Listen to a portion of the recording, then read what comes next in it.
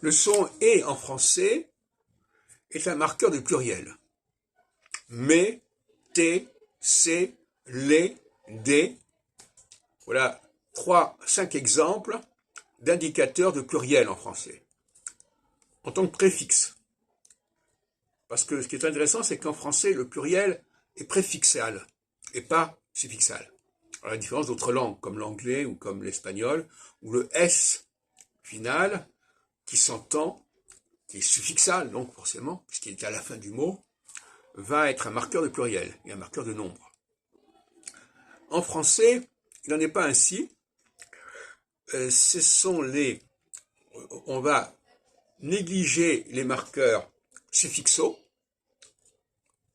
ce qui peut d'ailleurs, sauf dans les cas de liaison, avec des mots qui commencent par des voyelles à la suite, et on va surtout marquer le préfixe en « et ».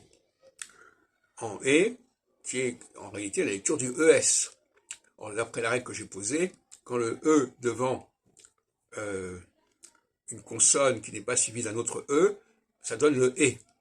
Et le « e » est une forme de diphtongue, de cette manière. Enfin, on pourra en discuter de la question de l'appellation. Donc, on est sensible à ça. De la même façon qu'en français, la négation est marquée par le « a ». Tu n'as pas, tu ne veux pas, et c'est très particulier. Parce que dans beaucoup de langues, au contraire, la négation est préfixale. Là, la négation en français est suffixale. C'est assez spécial, c'est différent. En allemand, on va marquer fortement le préfixe, le nein, ou le don't en anglais, et alors qu'en français, il faut attendre le pas. Tu ne veux pas, tu n'as pas, tu ne sais pas. Et le pas, c'est le a.